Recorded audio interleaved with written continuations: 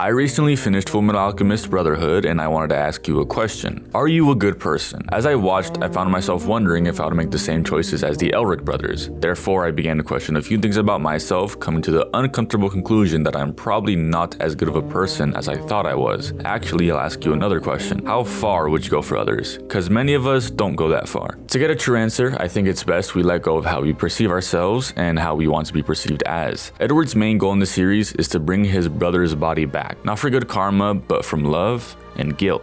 I could argue that because he feels that little bit of guilt from causing it, him saving Alphonse doesn't make him a good person. What makes me believe he's a good person is when he helps people he has no prior connection to. Not because he has no obligation to help them and still does, but because he probably does it with a bit of a preconceived notion that evil can dwell in anyone. By the way, I'm not saying everyone is well-intentioned, like don't get into any vans or anything, but we tend to forget that as humans, our greatest strength is community. I feel like we tend to remember the harm from our past relationships. We probably all had someone who we called a friend but actually wasn't and tossed you aside the moment it was convenient. I think a good person helps regardless of their past. I'm not joking when I say this. One of my favorite sayings for this exact situation is from Kung Fu Panda, where the message is to accept your past and choose who you want to be now. I learned this lesson a long time ago, but still, I know if I make friends with this completely different person, it won't turn out exactly the same, but it might. On the topic of trauma, probably the most traumatic moment in the series is the story of the Tucker family.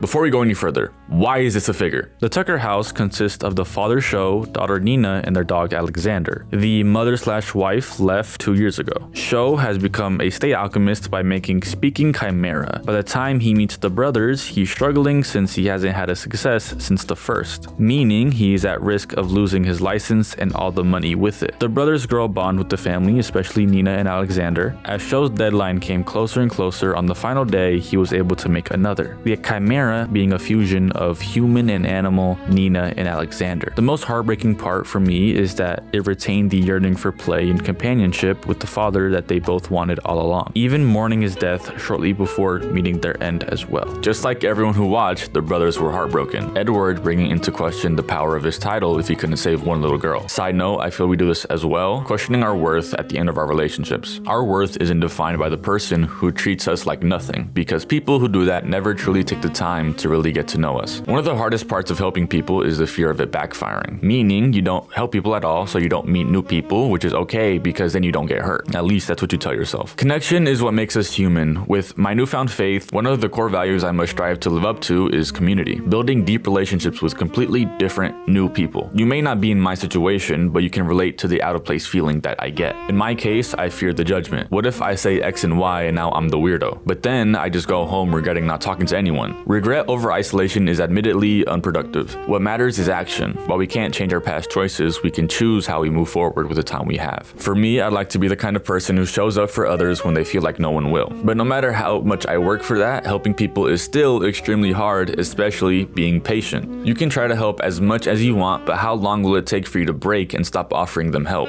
Edward and Alexander didn't have a pretty start, but in the end, they were able to have the friendship because in reality, Edward, like many, loves dogs. Unfortunately, we aren't dogs, so we're not constantly trying to make that friendship work. There's only so much rejection you can handle before you grow tired of offering the hand to the person that needs it. If you have improved in anything, like at all, after failing, then you have some sort of patience. Yet, it goes out the window when dealing with others. This is something I'm actively trying to be better at, and the way I get motivated is by reading. If you've watched Vinland Saga, then you may know how this section of Matthew chapter 5 goes.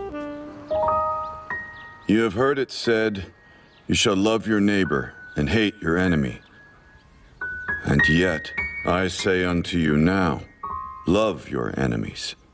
Do good to them that hate you and pray for those who persecute. Obviously, the entire section is important, but I want to put a spotlight on this part right here. Basically, the worst person you can imagine is helping out the people close to him just like you do. What difference does it make unless you help people beyond your circle? How many moments in Fullmetal Alchemist, if their brothers never made connections, would they have failed? They would never have gotten as far as they did without others they met along the way.